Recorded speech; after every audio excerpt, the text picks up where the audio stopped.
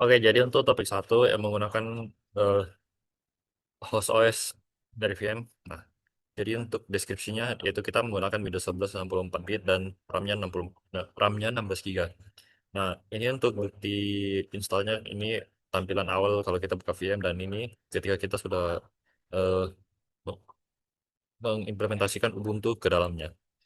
Oke, sekarang kita akan masuk ke bagian performance evaluation analysis yang bagian CPU di host OS. Jadi yang pertama, untuk CPU ada di idle. Di sini kita dapat melihat bahwa dalam idle itu CPU digunakan sebesar 12%. Dengan pembagian untuk kernel 5,36, untuk yang user digunakan 331 karena sedang tidak melakukan output jadi kecil, dan idle time sudah 91%. Ini menjelaskan bahwa eh, CPU sedang bekerja dengan ringan dan tidak terisi apa-apa. Lalu di sini dapat lihat bahwa handle-nya adalah 19.000, threshold 5.000 dan 310 proses. Jadi average 16,9 seluruh proses. Lalu yang kedua dalam loaded state, di sini dapat melihat bahwa 44% CPU usage digunakan.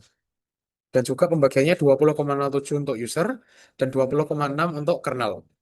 Jadi kita dapat melihat bahwa sisanya ada sekitar 55 sampai 60-an persen yang sedang dalam idle dan tidak digunakan.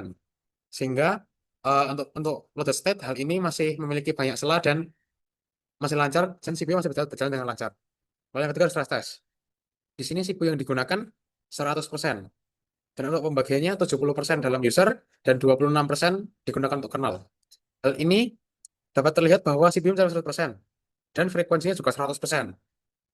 Hal ini menunjukkan prosesor dan RAM sedang didorong hingga batas performanya, di mana ini mengindikasikan eh, kerja maksimal CPU laptop dan hal ini dapat membuat laptop berjalan secara lemot karena tidak ada yang idle. Lalu berikutnya kita masuk ke memori. Di sini dapat dilihat bahwa dalam idle state, memori digunakan sebesar 9,4 GB dari total 16 GB. Bukan yang dapat dibaca menggunakan pola step down, sistem operasi dilakukan secara instan, dan juga memiliki availability sisanya sebesar 6 GB. Oke. Lalu yang kedua dalam mode state, saat digunakan untuk pekerjaan yang ringan, RAM yang digunakan sebesar 13 GB. Sehingga ada penurunan drastis dalam performa laptop. Dan yang tersisa hanya 2,355 GB. Dan juga yang tercache ada 2000 sehingga itu dapat dilepaskan secara instan.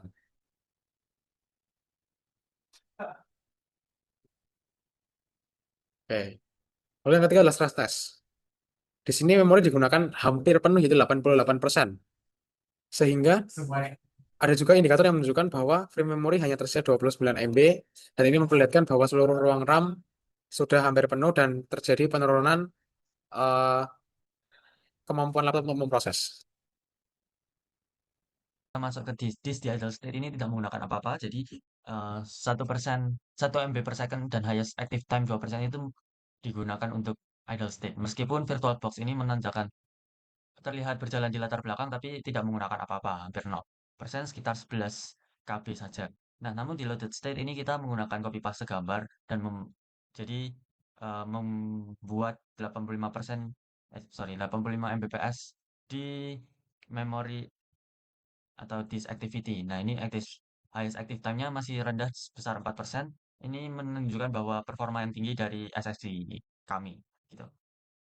Nah, namun di stress test ini menggunakan yang ekstrim, itu kita foto copy paste file yang besar menggunakan sekitar 2 GB per second dengan highest active time sebesar 96%. Nah, namun di network ini kita langsung masuk aja ke network. Secara 0 kbps kalau idle memang tidak menggunakan apa-apa kalau komputer idle. Nah, di virtual ini hanya menggunakan 950 B per second. Jadi sangat rendah, tidak sampai 1 kilobyte. Nah, namun di loaded ini berbeda halnya. Kita membuka video YouTube dengan 1080p, kita menggunakan 15 Mbps dengan utilization 2%. Nah, di sini VirtualBox ini menggunakan 7000 7000 B per second.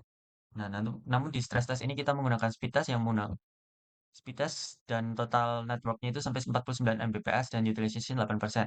Nah, di VirtualBox sendiri ini hanya menggunakan 1000 B per second, tapi receive-nya dia di 769.000. Nah, ini menandakan kayak host OS dalam menangani aliran data bervolume besar secara simultan, baik untuk sistem utama maupun kebutuhan virtualisasi ini sudah sangat bagus gitu. Jelaskan yang topik 2 yaitu di VM. Nah, untuk description-nya, nah ini saya langsung access dari VM-nya. Lalu ini buktiin bahwa VM-nya, Ubuntu-nya sudah terinstall. Nah, oke. Jadi lalu saya akan masuk di CPU. Nah, di idle itu kita kayak nggak buka aplikasi apa-apa. Nah, di sini ini gambaran CPU-nya. Lalu untuk yang loaded kita isi beberapa dengan membuka beberapa aplikasi. Nah, di sini CPU-nya sudah naik. Nah, untuk stress test-nya kita mulai CPU-nya itu sudah mulai terpakai di atas 90% dan virtual mesinnya itu sudah mulai nge-lag dan dia itu lambat kalau misalnya menjalankan perintah user. Lalu untuk memori, untuk idle-nya itu hanya memakan 28%. Lalu untuk loaded-nya 30,6%. Dan untuk stress-nya itu 65,3%.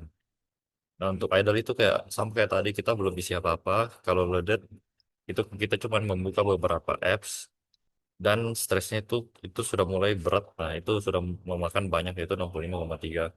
Tadi sempat naik ke 70 cuman tidak sempat tereses. Oke, jadi selanjutnya kita akan membahas tentang disk pada cache OS. Oke, jadi pada saat idle, di sini terlihat bahwa eh, dia tidak melakukan read atau write apapun.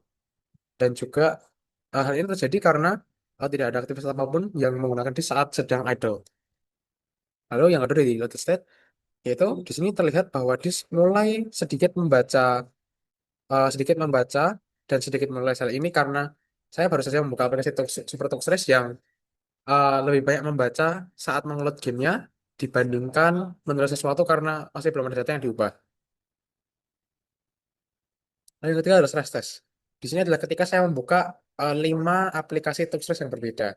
Jadi di sini mengalami spike yang begitu banyak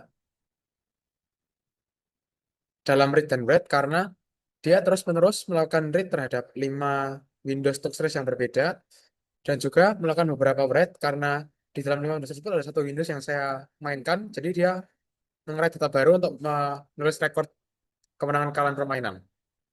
Oke, berikutnya kita akan masuk ke network. Di sini dapat dilihat bahwa pada saat idle, networknya itu hanya mengambil sedikit-sedikit network dan juga ada beberapa read. Hal ini terjadi karena hal ini terjadi karena saat idle di backgroundnya ada beberapa Windows Firefox yang terbuka sehingga terjadi seperti ini. Tapi hal ini juga terjadi karena di luar VM kami sedang membuka docs untuk mengerjakan AFL OS. Lalu yang kedua pada tahap loaded, di sini terlihat bahwa eh, ada saat di mana dia ini rate-nya tinggi karena kita sedang eh, membuka Firefox sehingga dia akan menerima data.